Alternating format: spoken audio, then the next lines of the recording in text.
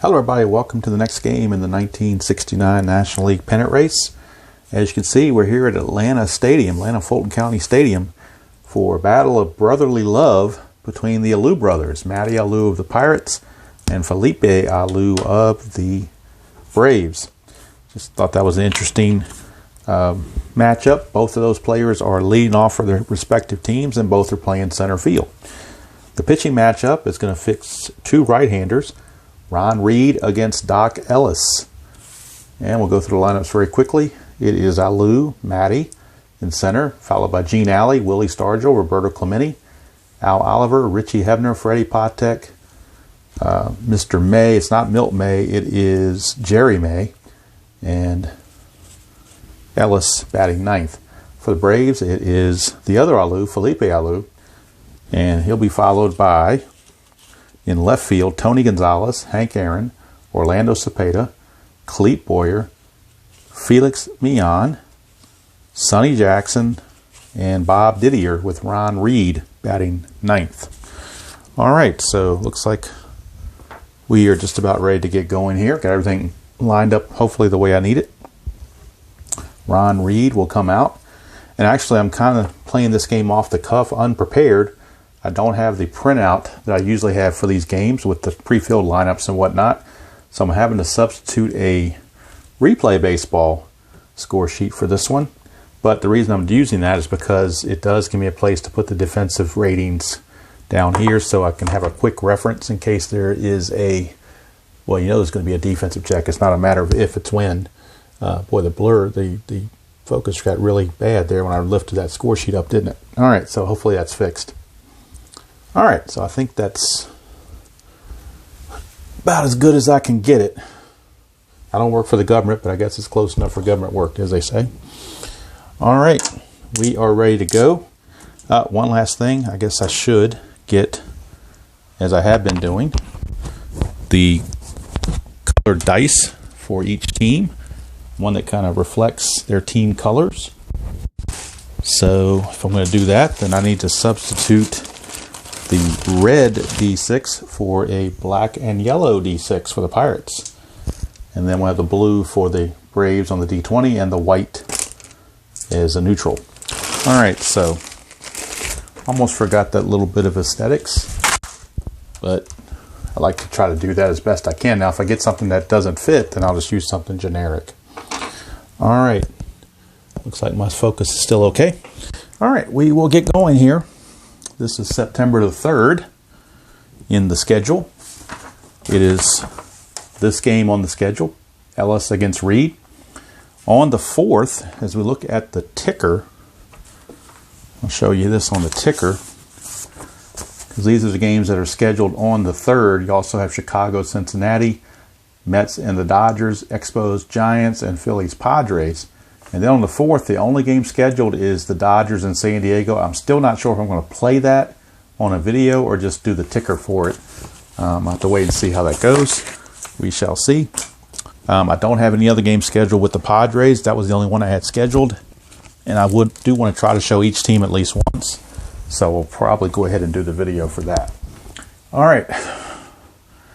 Ron Reed finishing up those warm-up tosses. Here's Matty Alou. That is a 4-4. That's a potential walk. That's a 2, and he will get it. -5 strikeouts in Atlanta, -2 for the walks, but his walk is a 6, minus the 2 is a 4, so the 2 still passes. So Matty Alou gets on. He's got an attempt of 3. 12, nothing is happening. That'll bring up Gene Alley for the second baseman today. 4-6 is a potential wild pitch. His wild pitch rating goes from 1 to 5 and pass ball from 6 to 7, but that is a 9. So consider it just a foul ball, or consider it, if you want, that the catcher blocked it and it's ball 1. So we can drive on. Next pitch, Reed 5-1 strikeout chance. That's a 4. He's a 9. Minus the 5 makes it a 4, but that still passes. So even with that -5, Reed's still going to get the K. And there's one away. Stargell is up. Reed has no chance for a balk or pickoff, so we will not roll strategy roll. We'll just move on. 1-6 strikeout chance. That's an 8. He's a 13 minus the 5, but it's still going to make the 8 good. And that's 2 down. So that -5 has not stopped strikeouts in the last 2 batters, which is really strange, but he did get it right on the edge, but it didn't stop him. So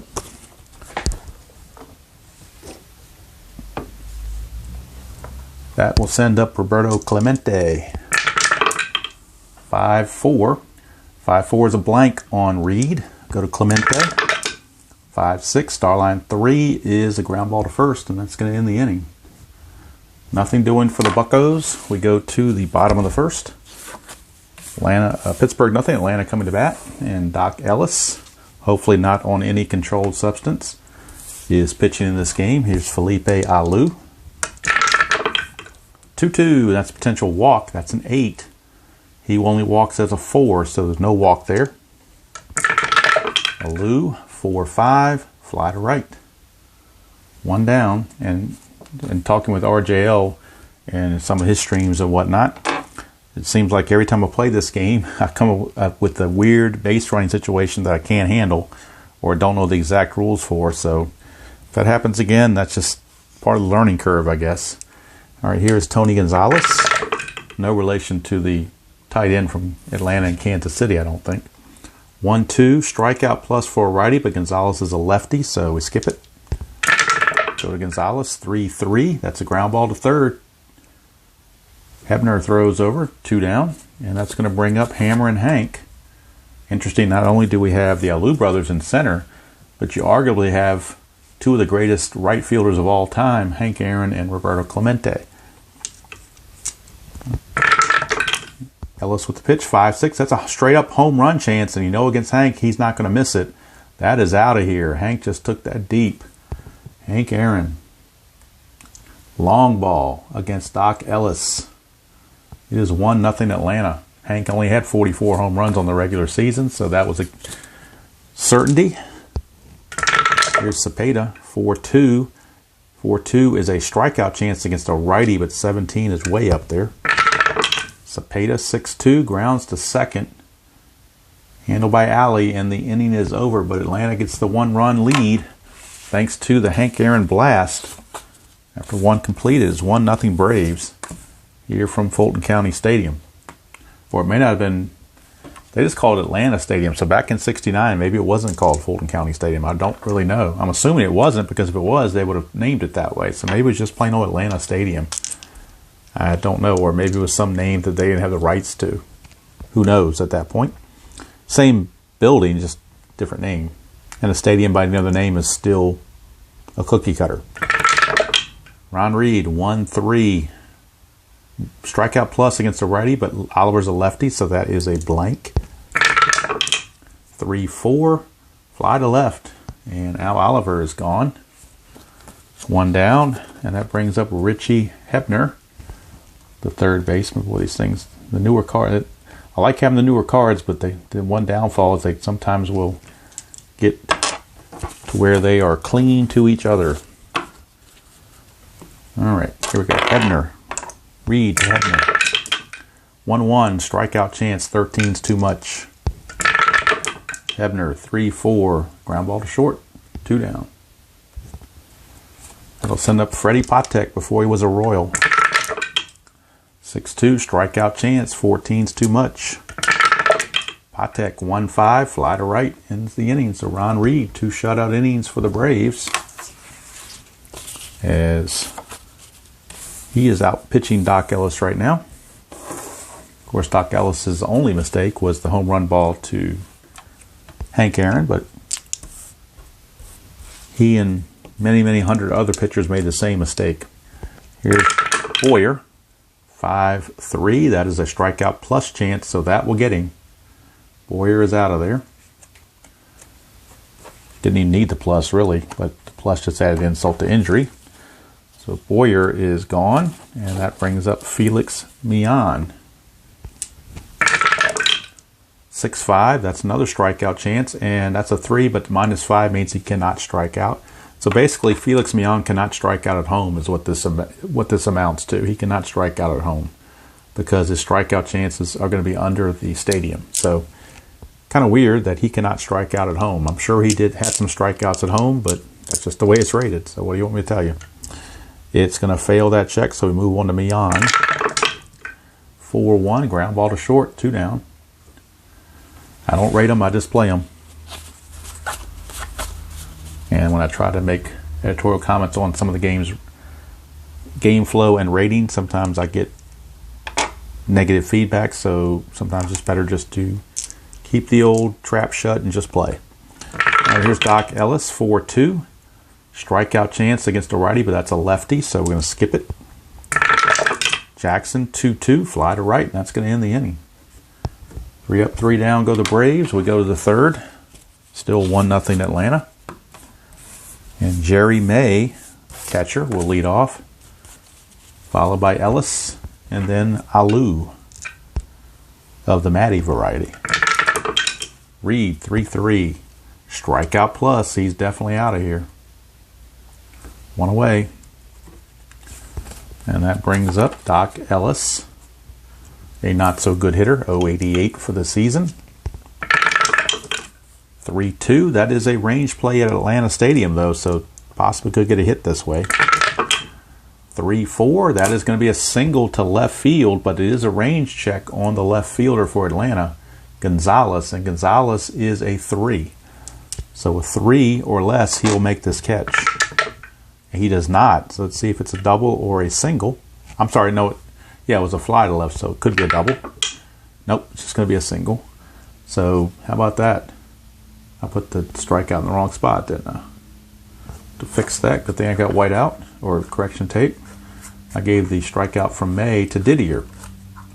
Wrong batter there. So Doc Ellis gets a base hit. How about that? He can't go anywhere. Be no strategy rolls. For Alou, 5-6. Potential walk. That's an 11. No walk. Alou, 4-6. Question mark 8. Against a right-hander, has to be a 3 or less. That's an 18. So that's just a deep fly to center. 2 down for Gene Alley. That's 6-4. It's blank. We go to Alley. 3-2. Grounds it right back to Reed to end the inning. So the only hit for Doc Ellis, and that was all they can muster. So we go to the bottom of the third, still 1-0. And Doc Ellis will be up. Trying to be a little bit quieter because it is late at night and I don't want to wake the wife. So trying to not be too monotone, but just try to tone it down a little bit and just kind of just play and try to enjoy the game and not get overly excited. All right, Bob Didier is up. He originally struck out in the last inning, but I had to change that because I had the wrong strikeout assigned to the wrong batter. So let's try it again. 3-1. Air on a grounder. Possibly grounder. 6-1. It is a ground ball to short. So the possible error of the shortstop, Patek. Patek is a 13. That is a 17. So Patek will make the play. No error. Patek gets to it. 1 away. Brings up the pitcher Ron Reed. 2-4. It's range play at Atlanta Stadium. 6-4, and that's a home run to the fly ball in center field, but Reed has no home run power, so it's just a deep fly to center. And there's 2 away for Felipe Alou, or Felipe Alou.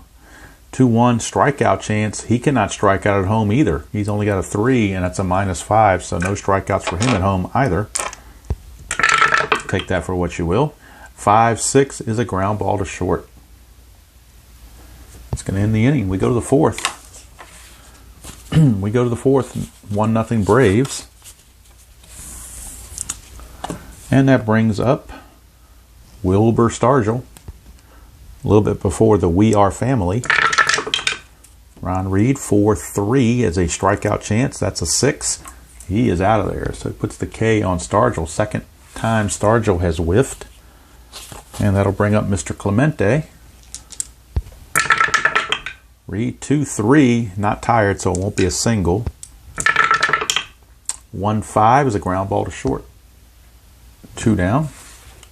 And that sends up Al Oliver. Reed, 5-1, strikeout chance, 15's too high. Oliver, 6-4, it's a single to the shortstop. So he beat out the infield single. That's a 2 for his attempt.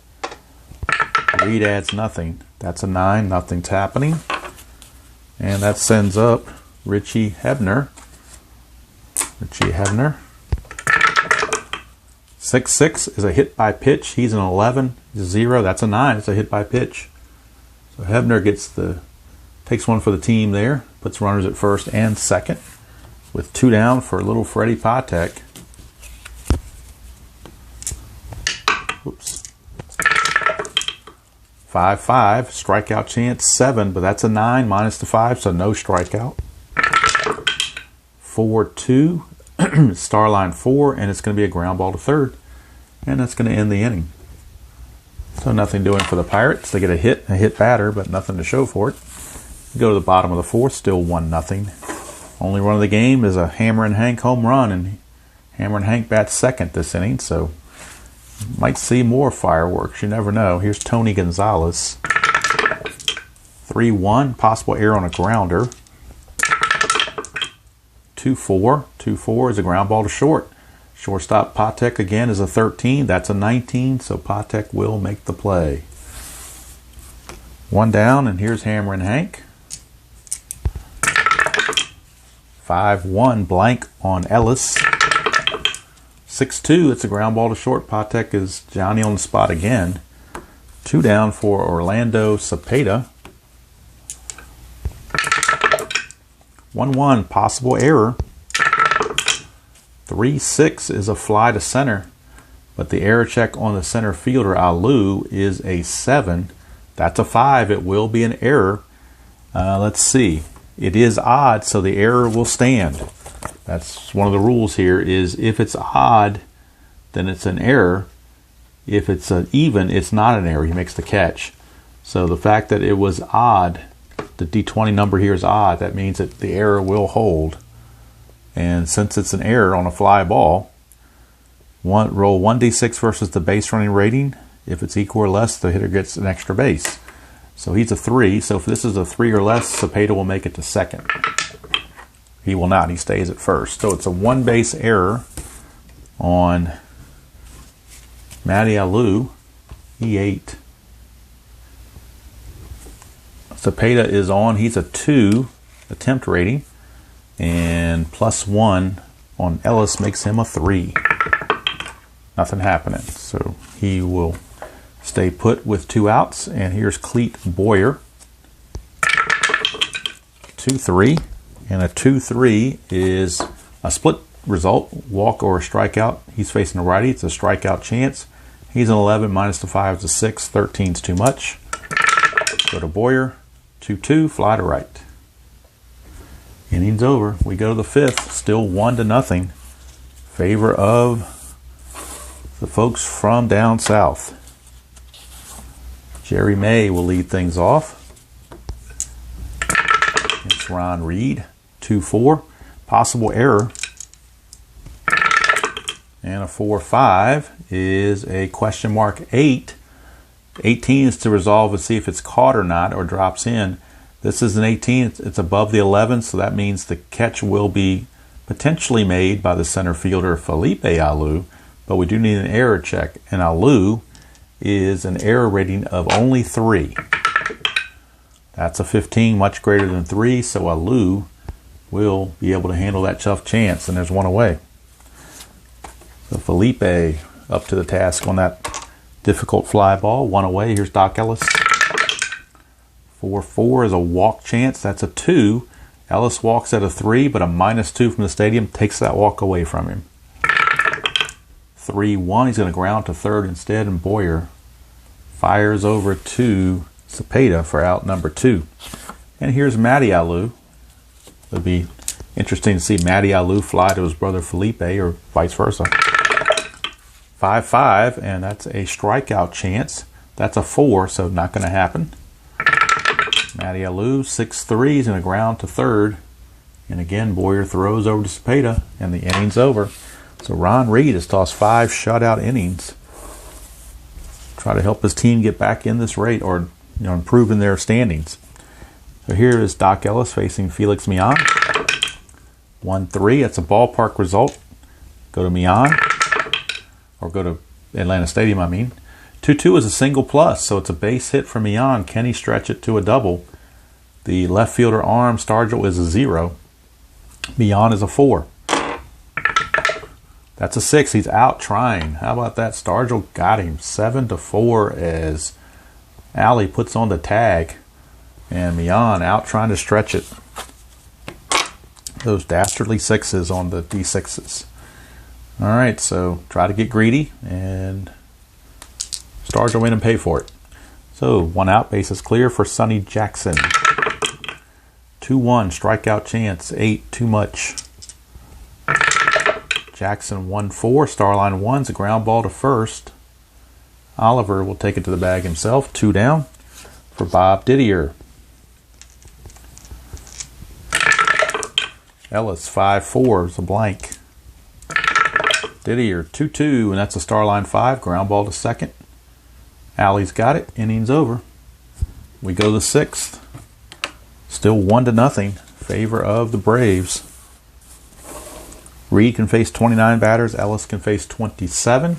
So they're both well within their ranges right now. Still be good for probably 2 more innings. Here is Gene Alley. 3-6, and that's a range play. Alley's card, 2-6, that's a grounder to first. Check out the range of Cepeda. Cepeda's a 4 at first base. And he gets there, so no problem. It'll be a 3-1 as he shuffles off to Ron Reed, as he had to go deep into the hole towards second base to make that play. Reed was Johnny on the spot to cover the base, just like a pitcher should do, and as they practice in spring training all spring long to do. And it's 1 away. Here's Stargell. He struck out twice. And the yellow die got stuck up in there. Let me re-roll the whole thing, because that one just got stuck up there. I don't know what happened. Really weird. 3-6 is a range play, so we're going to Stargell for the range. 4-3, and that's a fly to center, so the range of the center fielder, Felipe Alou, is only a 2. But he makes it. It's a 1, so Felipe Alou able to get over there and make the catch. 2 down for Roberto Clemente. Clemente is 0 for 2. He's grounded out twice. 1-2. That's a ballpark chance. So we're going to Fulton or Atlanta Stadium, I should say. And if he finds one of these home run chances, he's got a really good chance at it. 2-6. He found a single plus though, so that's a single to center field. The arm of the center fielder is a +1. Clemente's a 4. It makes it a 5. So anything other than a 6, he makes a double out of it. And he does. So Clemente stretches that to a double. 2-out double for Clemente.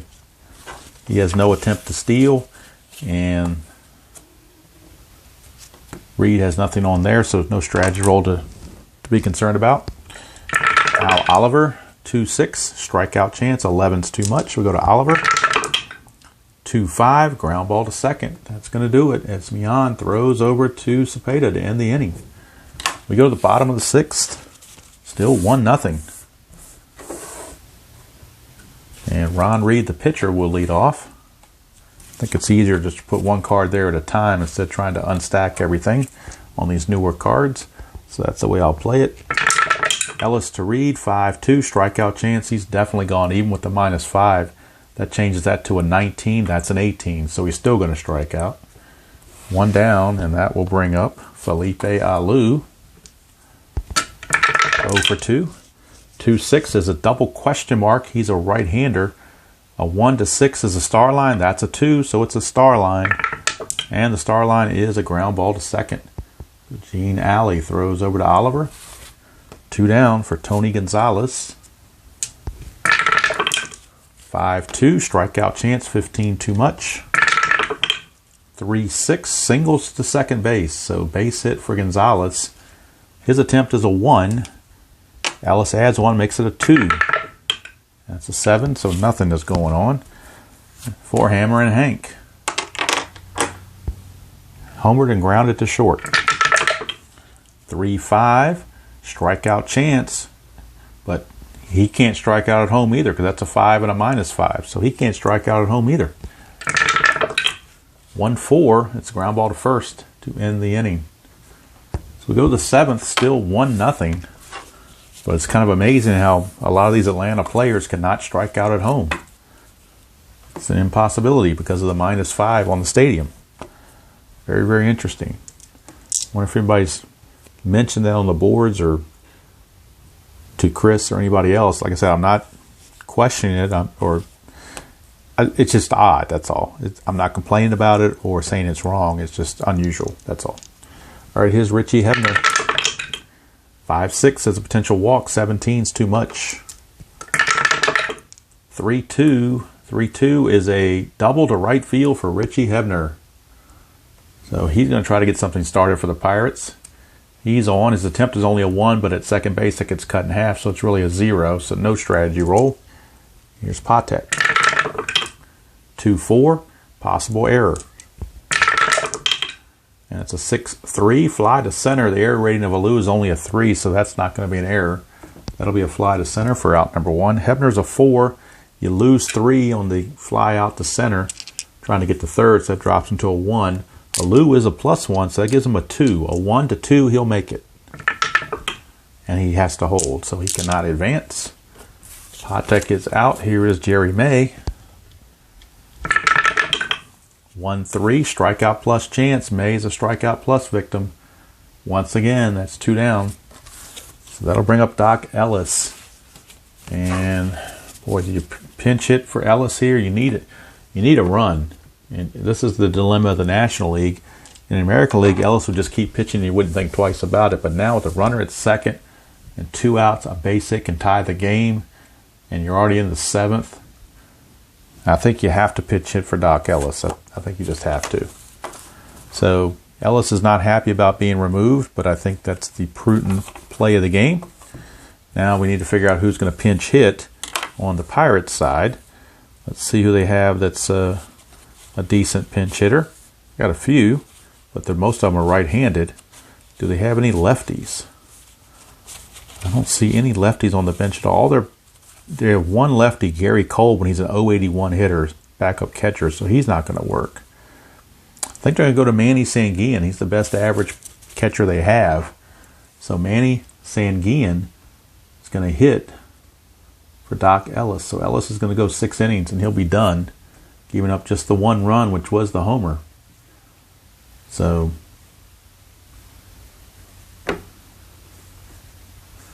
fine outing, but he might get saddled with the loss. Let's see, how many hits did he give up? Only gave up 3 hits, so he pitched very, very well.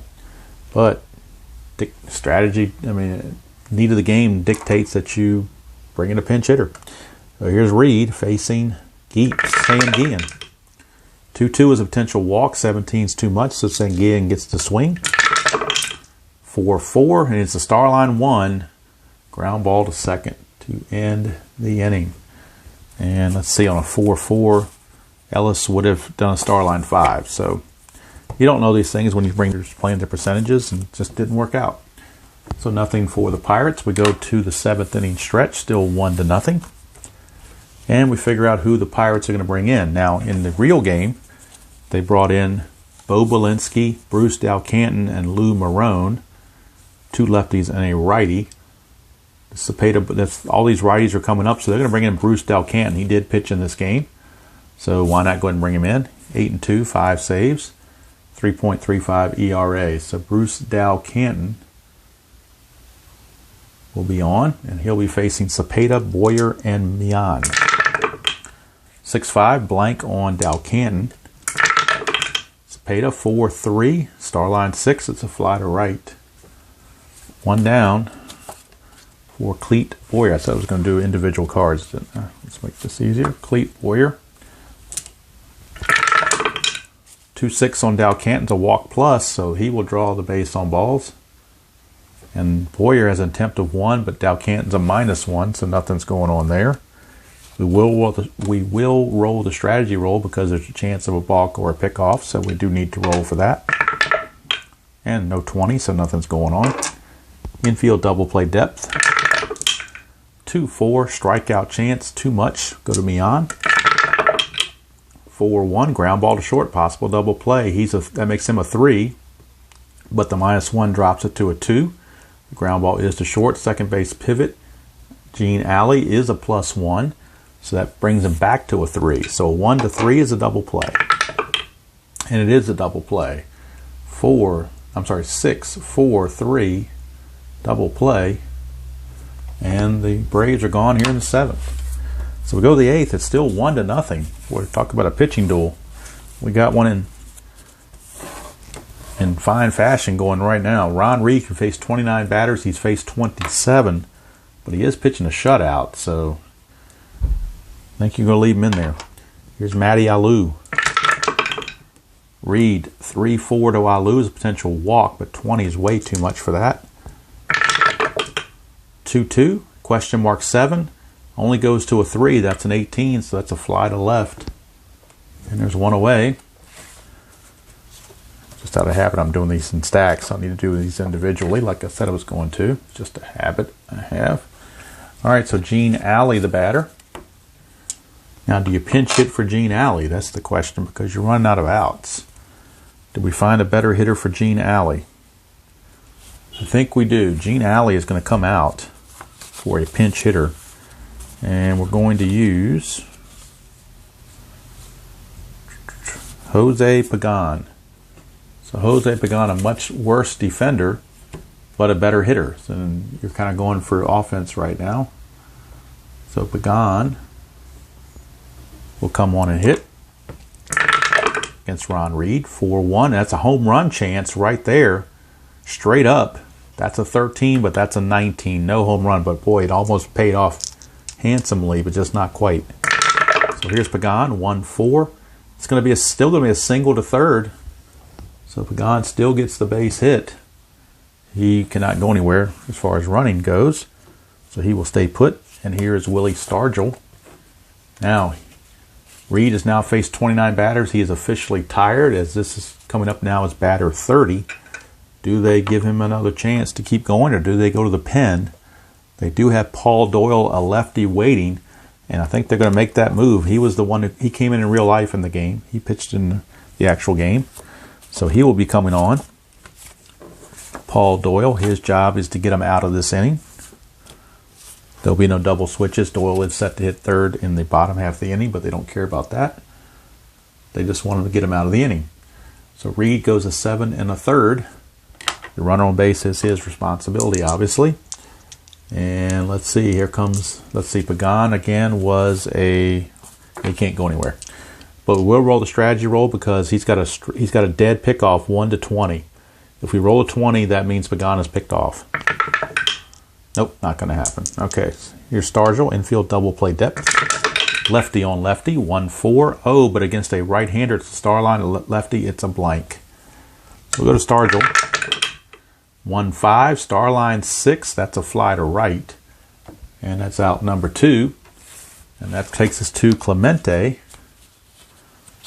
Doyle to Clemente. That's a 3-2, and that's a range play. 4-4 for Clemente. It's a ground ball to short. The range of Jackson is only a 1, so that's kind of rough. He won't get to it. That's a single. Pagan does not have enough speed to get to third. He has to stay at second base. So runners are at first and second. With 2 down for Al Oliver. Lefty on lefty matchup.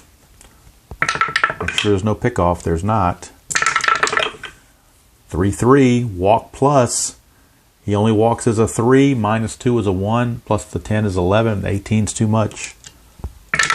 Go to Oliver, 1-5. It's a single to right field. Oliver might break through with this. Single to right field. To score from second on an S9, you add 1 to the base running rating. And the base running rating of Pagan is a 3. Makes him a 4. There are 2 outs. That makes him a 5. But Hank Aaron's a -1 arm makes him a 4. So a 1-4, he will make it. And he does. So he makes it. He scores. And the runner on first to get to third, Clemente, he's a 4. Going from first to third, you add 2 to get a 6. And then there's 2 outs, makes him a 7. -1 makes him a 6. So he takes third automatically on the throw without any even chance of getting him. So Oliver gets the single that ties the score, takes the win away from Ron Reed, as he is now done. Close the book on him. He allowed the 1 run, so he gets a no decision. Richie Hebner gets Al Oliver rather gets the job done, and now Richie Hebner is up. Let's see about Oliver at first base. His attempt of 2 minus 1 for Doyle is a 1. So not likely to have anything happening. 18, nothing's going on. Here's Hebner. Lefty on lefty. 2-2 is a strikeout, but 15's too much. 6-4, ground ball back to the pitcher Doyle. He's got it. Inning's over. But the Pirates break through and tie the game with a run here in the top of the 8th. Takes the win away from Ron Reed. He's got a no decision now. Doyle is now the pitcher of record. He will be coming out because it's his turn to be pinch hit for. Dow Canton will stay in. And it's going to be Jackson, Didier, and a pinch hitter. So let's see who Atlanta is going to bring in to pinch hit. Who do they have? Now they're going to use Rico Carty. That's pretty obvious. He's a .342 hitter. So Rico Carty is going to be hitting for the pitcher. Third this inning. Right now it's Jackson, Didier, and then Rico Carty. Here's Dow Canton. Dow Canton has only faced 3 batters, so he's good for 7. 6-6, strikeout chance. That's a 7, minus a 5 is a 2, so that's too much. Hard to strike out these Atlanta hitters at home. 3-5, and that is a star line 6, which is a fly to right. 1 away for Didier, switch hitter. Batting left, 2-6 is a walk plus, and that will be a base on balls. So Didier will reach. He's aboard, and Rico Carty, the batter. Now, do we run for Didier? His base running rating is only a 2, so they should be able to find somebody on the bench that can run. And they are. Ralph Garr is going to come in and pinch run. He runs at a 5. And that's the thing about having September call-ups, is you got extra bench players. So he will come in and pinch run. And then the new catcher will be Bob Tillman will be the new catcher. So Tillman is the new catcher for Atlanta.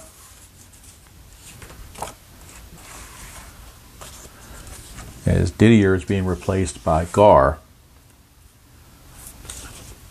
But Garr, on at first base, has an attempt of 6, minus 1 for Dow Canton, makes him a 5. That's a 3, so Ralph Garr is going to try to steal. He's a 10, minus the 1 is a 9, and then May is a minus 2, makes him a 7. So 1-7, can he make it on a 1-7, and do we want to try? It's less than 50-50. I don't think they want to try. They don't want to take the bat out of the hands of Rico Carty. You just brought him up at a pinch hit, so I don't think you're going to run yourself out of an inning. So Garr will just stay put. And here we go. Rico Carty facing Dow Canton. 2-6, walk plus. That's going to be another base on balls. So how about that? Back-to-back walks on the walk plus.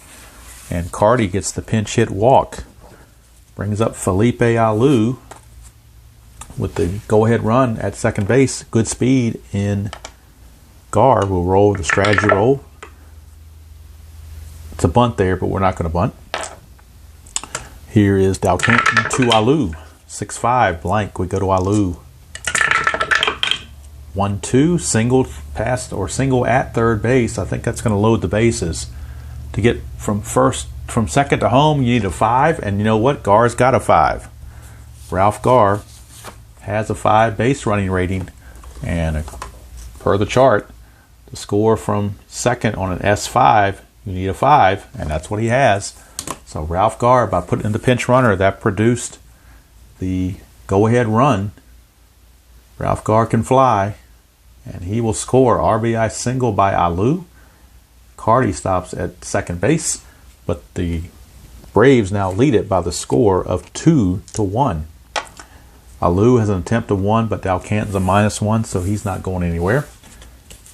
1 out, bases, or runners are at first and second. We'll roll for a possible pickoff.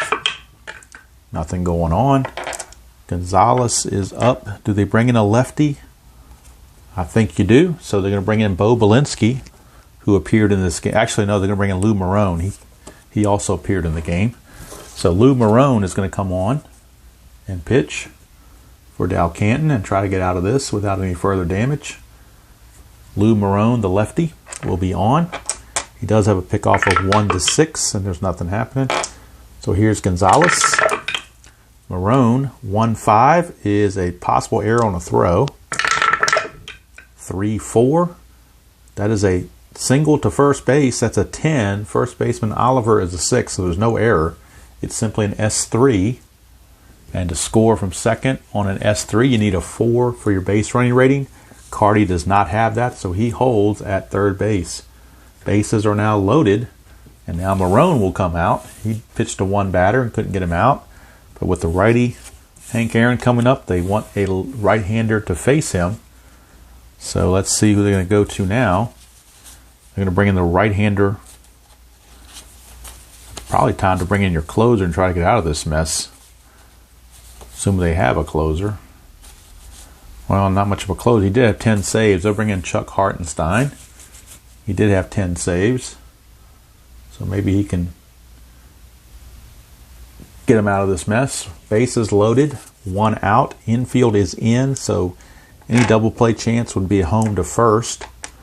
Roll for the potential balk, and there is none. Hank Aaron. Hartenstein to Aaron. 6-1 is potential walk. Aaron will not. He will walk, actually. That's a 14. -2 is a 12. That is a 12. So Hank Aaron has walked with the bases loaded. And that puts another run on the board for Atlanta, and they lead it 3-1. Bases are still loaded for Orlando Cepeda. So this game is getting away from the Pirates very quickly. Here's Hartenstein. Strategy roll, nothing happening.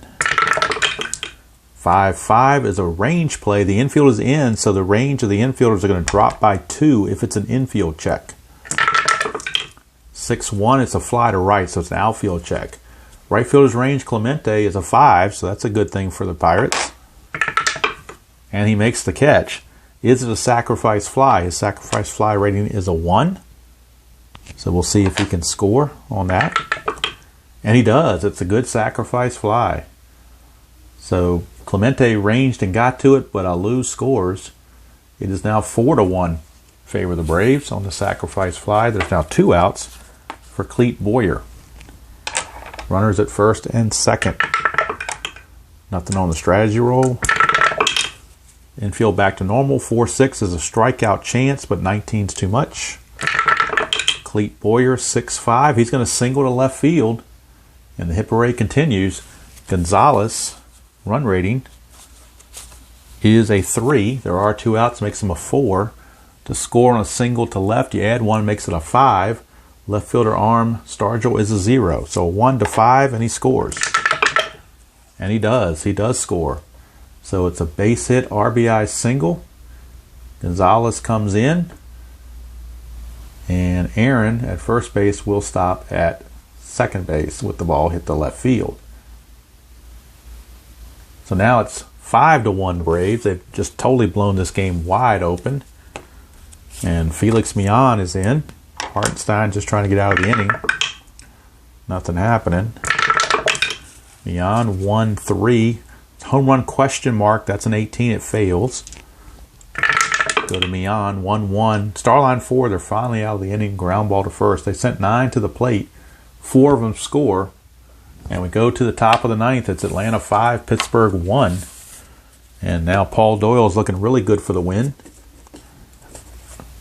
And, of course, he was pinch hit for, so he has to come out. So now they'll bring in another pitcher. Cecil Upshaw is their closer, but it's not a save situation any longer. So they may go to somebody else. They're going to go to Gary Niebauer. And he's got the special K. He's 1-2 with no saves and a 3.88 ERA. And he's set to face Patek, May, and a pinch hitter for the pitcher, but there could be some serious pinch hitting because all these guys have low averages. Patek and May are both in the 230s. So let's see what they want to do here. Jose Martinez will pinch hit for Patek, and he can play shortstop, so if it does go to the bottom of the ninth, he would stay in the game to play short.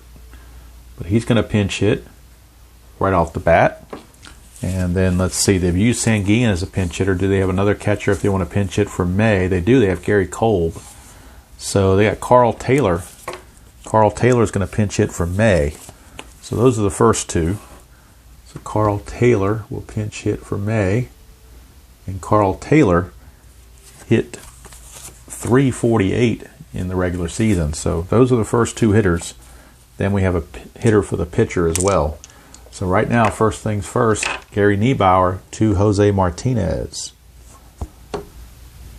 Niebauer trying to wrap it up for the Braves. Although Cecil Upshaw is in the bullpen just in case. 6-4 is a range play.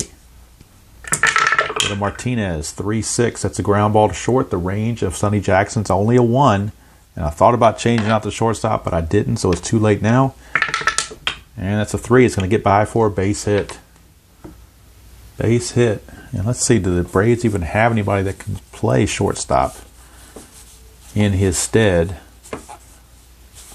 They do have Gil Garrido, but that'd be kind of bad taking a guy out in the middle of an inning. That'd be like pulling Reggie in the outfield in 77 at Fenway. So we're not going to do that.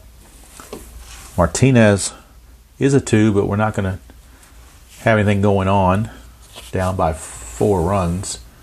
So Carl Taylor, your pinch hitter. We will roll for a potential pickoff. And there is a potential pickoff. 1-3 gets it.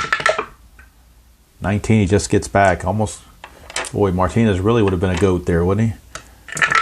All right, so Taylor, 2-4 against Niebauer, K+, and he will get him. So Taylor, the pinch hitter, strikes out for out number 2. Or, I'm sorry, out number 1. And now we need a pinch hitter for the pitcher.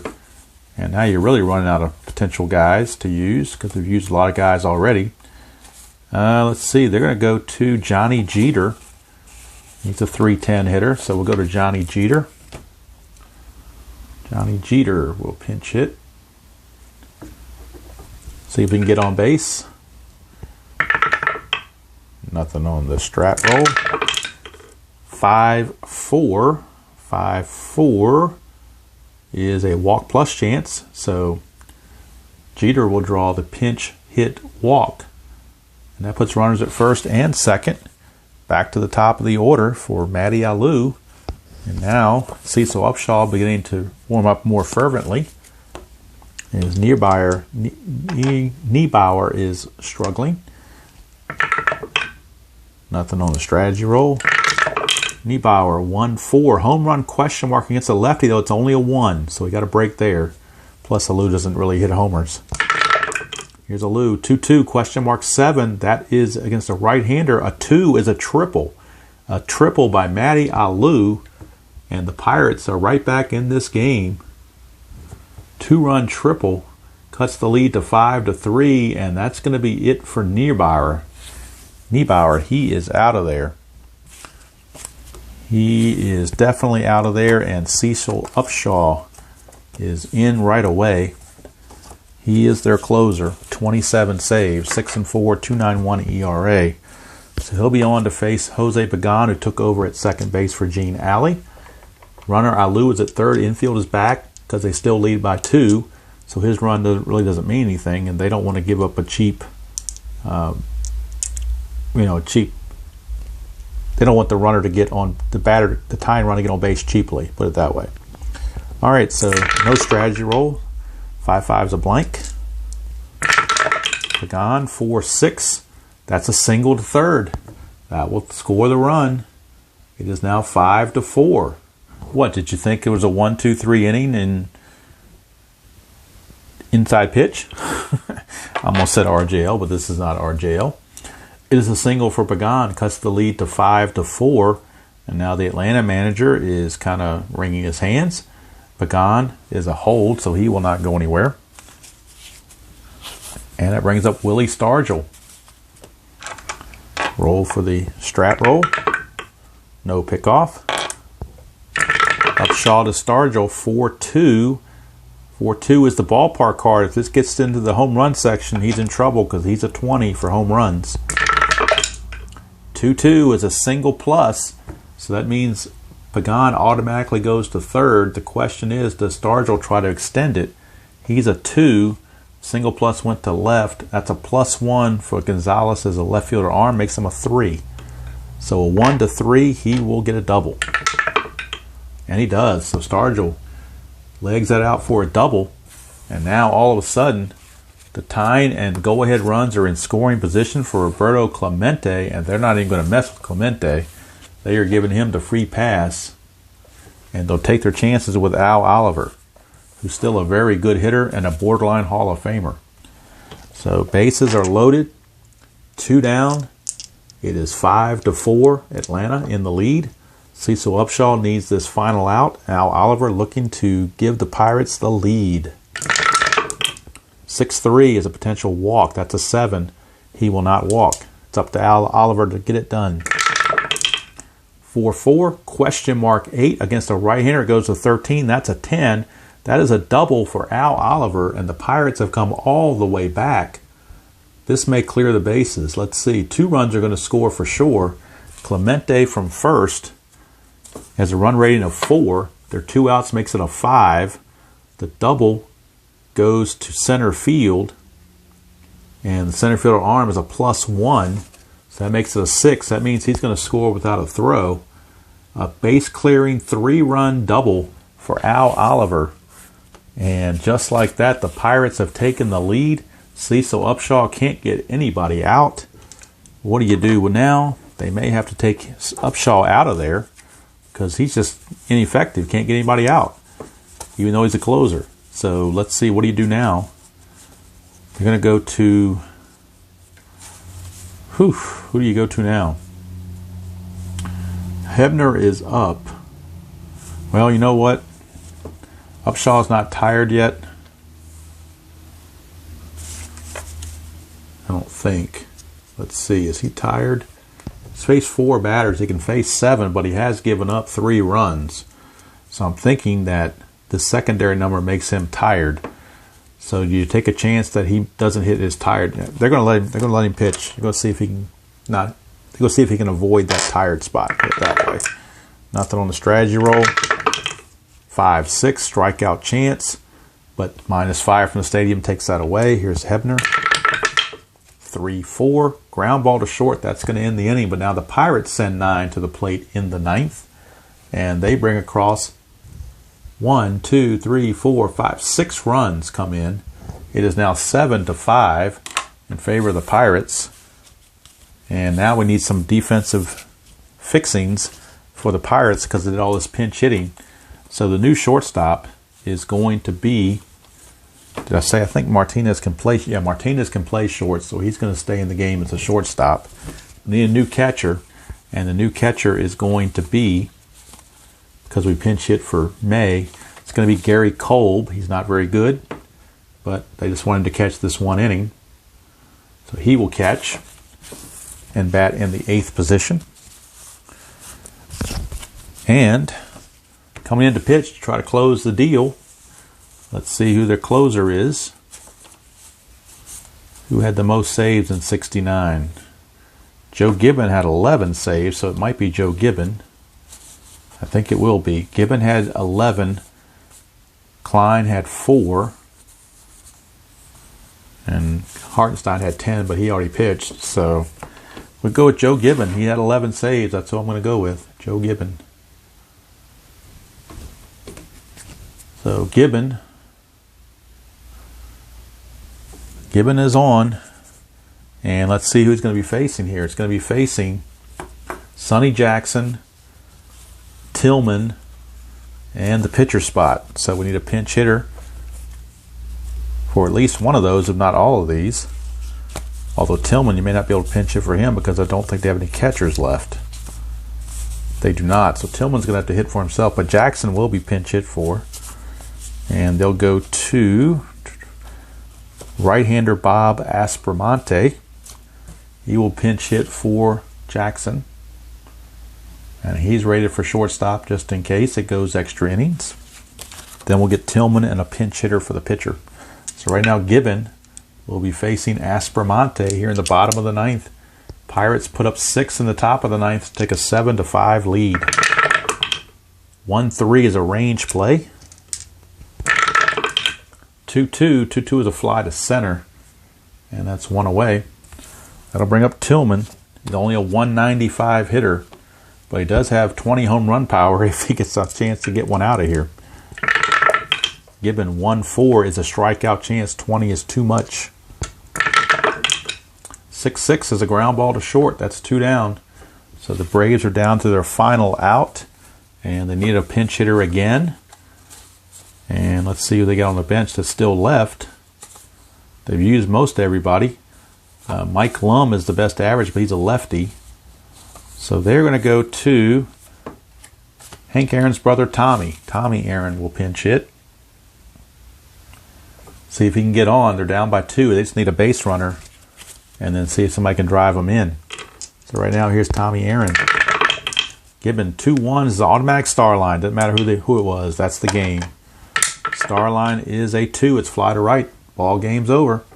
So how do you like that? The Pirates come back with 6 in the ninth. Boy, this is like an RJL special right here.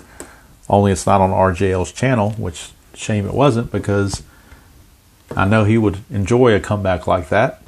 And for people who love the Pirates, I'm sure they did too. So Pirates steal one from Atlanta. I mean, literally steal one from Atlanta.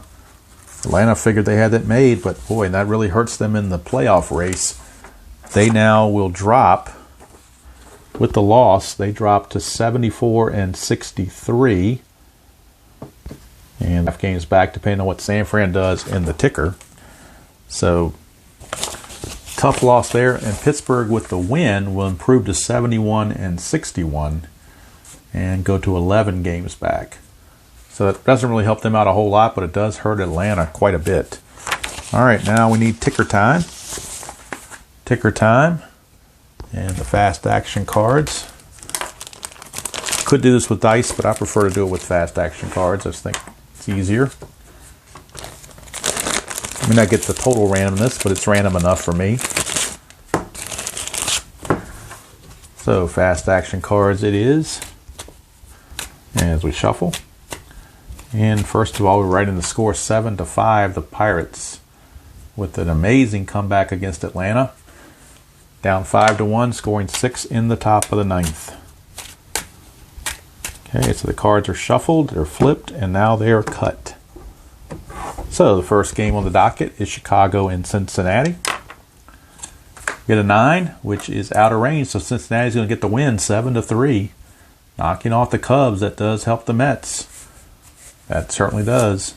Speaking of the Mets, they're up here against LA. That's a 7, and it's a 2-0 victory over the Dodgers for the Mets. They win it 2-0. Montreal, San Fran. That's a 7, so San Francisco's going to win that 8-5. That helps keep San Fran up top of the division. And last but not least is a who cares game, Philadelphia-San Diego 6. Philadelphia gets the win 7-5. Okay, not much of a ticker because I'm only doing one league. I'm not doing all of MLB, just this National League. So now we go to the standings and update the win-losses via the ticker. Let's see here. We had Chicago losing to Cincinnati, so Chicago goes to 83-53, and Cincinnati improves to 73-58. The Mets get the victory. They go to 79-54, so they've closed the gap to 2.5 in the East. The Dodgers dropped to 72-61. And they dropped 2.5 back now of the Giants. And maybe more than that because the Giants got a win. So they're now 76-59 as they beat Montreal, who now takes their 95th loss. And then Philadelphia gets the win, improved to 53. And San Diego drops to 41-94. So there are your standings. Of course, I'll print out something a little bit neater for next time, but just wanted to get everything up to date so far to see where we've been. Next game, if I decide to play it, it's the only game scheduled for the next day, September 4th. And that's the Dodgers Singer against Kelly for San Diego. Normally, I wouldn't care about this game, but the Dodgers, of course, are in the pennant race, and it's the only game I have on the schedule that shows San Diego. Of course, they're terrible, so it may not be that big of a deal to miss them. So if I decide to use the ticker for this game, then the next game would be the Phillies and the Mets, as the Mets are on the heels of the Cubs, hot and heavy. So that's going to do it from here. I'll have the printed out score sheets more prepared for a future series. This one I just did off the cuff, and so I just had to use a replay score sheet for that. But interesting things happening at Atlanta Stadium as the Pirates pick up 6 runs in the top of the 9th. That was after giving up the lead, giving up 4 runs in the bottom of the 8th. So that one inning period right there is 10 runs. The rest of the game under 8 innings got 2 runs. So it all took place right here. It was a swift moving game up to that point, but Atlanta just, if you're Atlanta, you figure you just let one slip away. But you still got, almost a month left to try to catch up and win the division just like they did in real life. So until next time, enjoy playing whatever game you choose to play, however you choose to play it, and I will see you all down the road.